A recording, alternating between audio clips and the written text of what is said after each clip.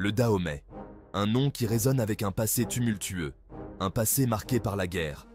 Imaginez un royaume prospère d'Afrique de l'Ouest, fier et puissant, mais constamment sur le qui-vive. Imaginez des guerriers aguerris, le cliquetis des armes, le grondement des tambours de guerre. C'est l'histoire du Dahomey, un récit poignant de courage, de sacrifice et de la lutte pour la survie. Les Amazones du Dahomey, ces femmes guerrières, étaient réputées pour leur férocité et leur loyauté indéfectible envers leur roi. Elles étaient le symbole de la puissance militaire du Dahomey, un témoignage de la détermination d'un peuple à défendre son indépendance. L'expansion coloniale française menaçait d'engloutir le pays, jetant une ombre menaçante sur son avenir.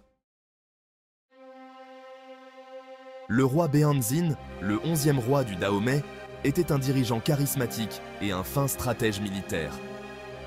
Son règne fut marqué par une résistance acharnée contre l'ingérence française dans les affaires du Dahomey.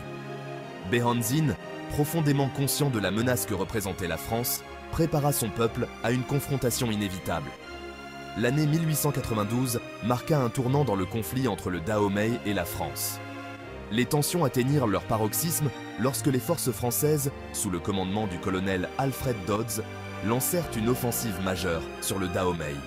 Les troupes françaises, armées de fusils à répétition et de canons modernes, affrontèrent les guerriers dahoméens, armés de fusils à mèche et de lances traditionnelles. Malgré leur bravoure et leur détermination, les Dahoméens, inférieurs en nombre et en puissance de feu, subirent de lourdes pertes. La chute de Cotonou marqua un tournant dans la guerre. Les guerres du Dahomey ne furent pas seulement des affrontements militaires, elles furent aussi des collisions de cultures, de visions du monde et d'ambitions diamétralement opposées.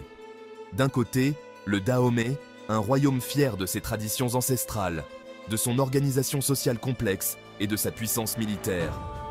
De l'autre, la France, une puissance coloniale en pleine expansion, animée par des ambitions impérialistes et une croyance inébranlable en sa supériorité technologique et culturelle. Les Français, imprégnés des idées du siècle des Lumières, considérèrent leur mission en Afrique comme une mission civilisatrice. Cette vision condescendante et profondément ethnocentrique de l'Afrique et de ses peuples alimenta la machine coloniale française. Les Dahoméens combattèrent pour leur survie, pour la préservation de leur mode de vie, de leur culture et de leur indépendance.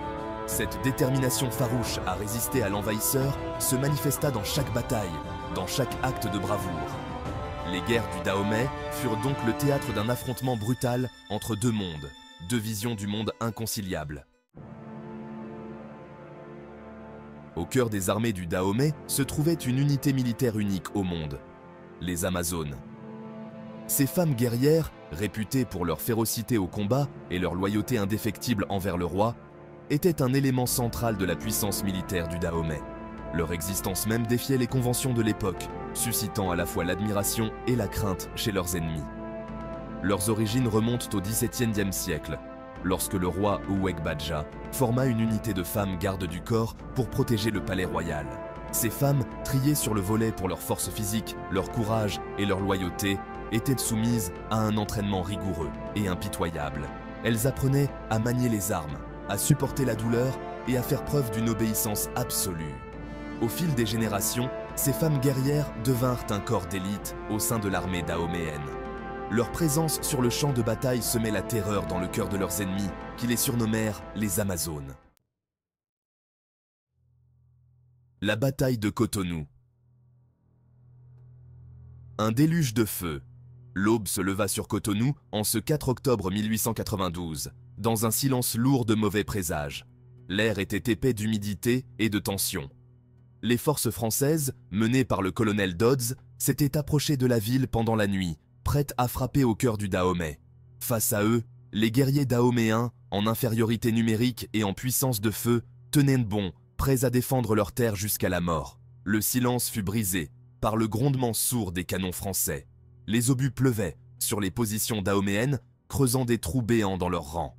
Les guerriers dahoméens, armés de fusils à mèche et de lances traditionnelles, chargèrent courageusement vers les lignes françaises.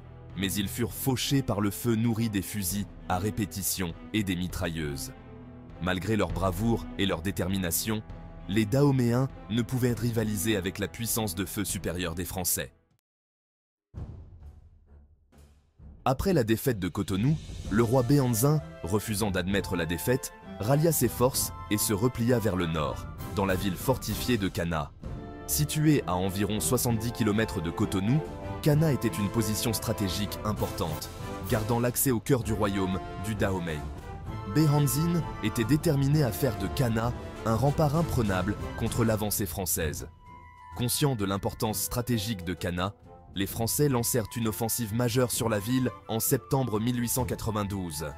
Les forces françaises, commandées par le général Alfred Amédée Dodds, étaient supérieures en nombre et en armement, mais elles rencontrèrent une résistance acharnée de la part des guerriers dahoméens. La bataille fit rage pendant des jours, les deux camps faisant preuve d'une violence sans précédent. Les Amazones du Dahomey, armés de fusils et de sabres, combattirent avec une férocité légendaire, semant la terreur dans les rangs français. Malgré leur résistance héroïque, les Dahoméens, en infériorité numérique et en puissance de feu, furent contraints de céder du terrain. La chute de Kana ouvrit la voie au cœur du royaume du Dahomey. Les Français, désormais confiants dans leur victoire finale, marchèrent sur Abomey, la capitale du royaume. Face à la puissance de feu supérieure et à la détermination sans faille des Français, Béhanzin se retrouva dans une position intenable. Malgré la situation désespérée, Béhanzin refusa de se rendre. Il rassembla ses dernières forces et prépara la défense d'Abomey. La ville, centre politique et religieux du Dahomey, était défendue par un réseau de fortifications et de tranchées.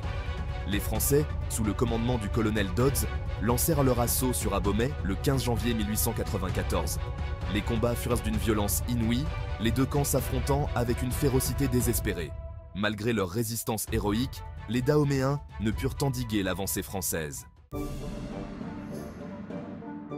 Les guerres du Dahomey ont laissé une cicatrice profonde sur le royaume et son peuple.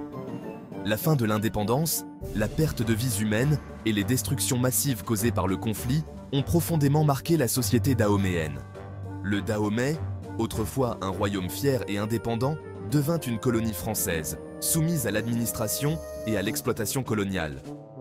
L'économie dahoméenne, basée sur le commerce et l'agriculture, fut bouleversée par la conquête française.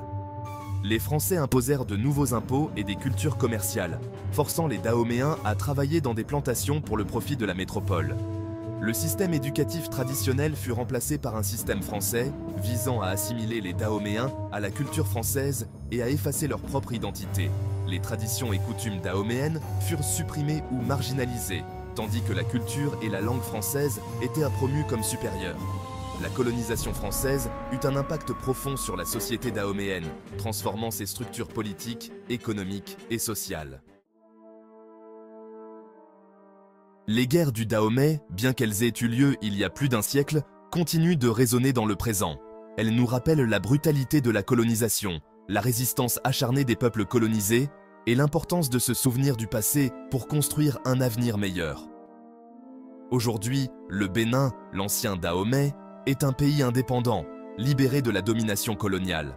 Le peuple béninois a réussi à préserver son identité et sa culture, malgré les épreuves qu'il a traversées. Les souvenirs des guerres du Dahomey, transmis de génération en génération, témoignent de la résilience et du courage du peuple béninois. En nous souvenant des guerres du Dahomey, en honorant la mémoire des victimes et en reconnaissant les injustices du passé, nous pouvons contribuer à construire un avenir plus juste et plus pacifique pour tous.